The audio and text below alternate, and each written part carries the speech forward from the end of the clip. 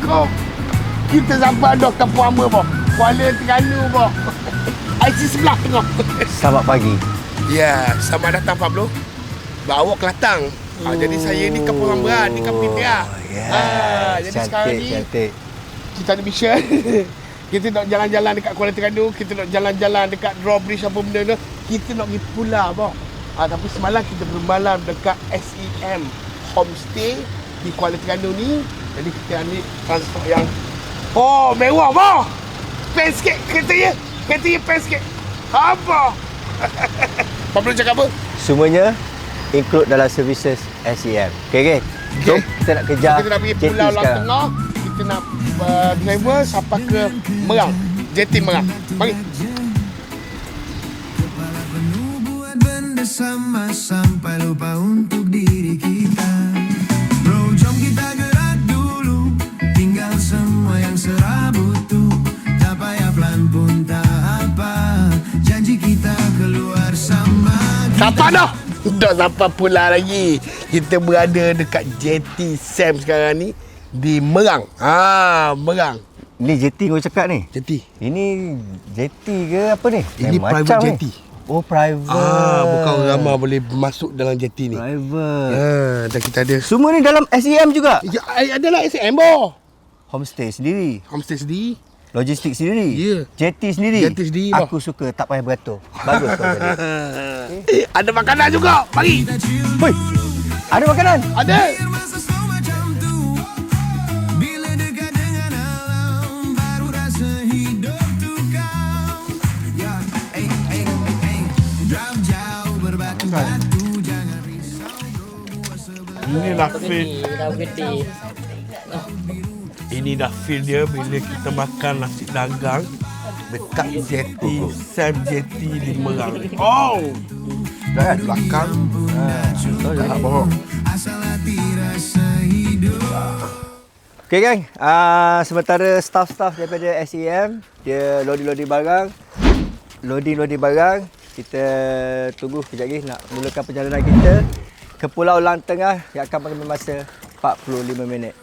Kita jalan dulu. Cari tempat yang tenang tu. Siapa yang nak mula siapa? Dengan kau semua jadi Yes. Dan untuk lupa sekejap semua stres. Kita chill dulu.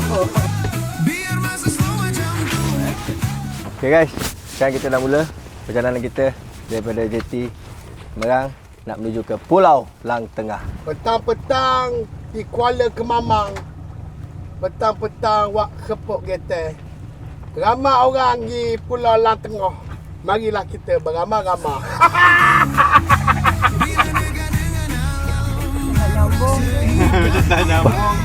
Powernya.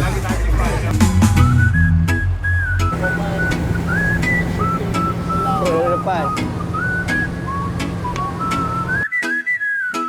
Berenang-renang ke tepian. Kerana di sinilah berjadinya pergaduhan di antara Mak Kilau dan juga Polisi Ibu. Polisi Ibu. Di sini ya.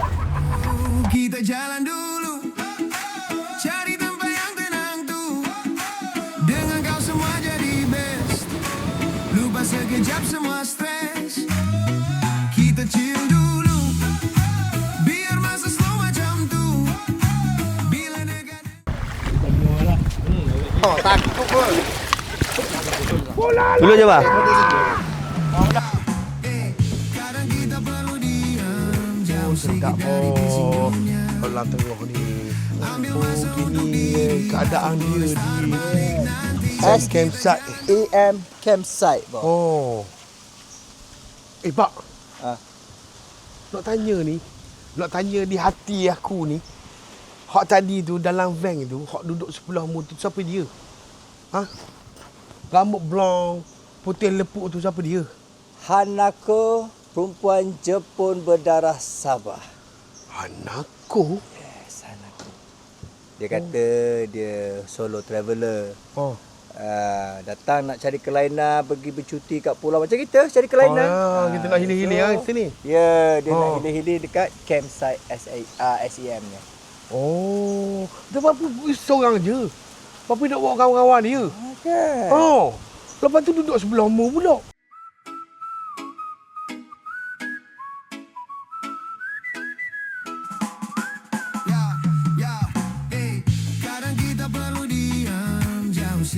jadi bising dunia.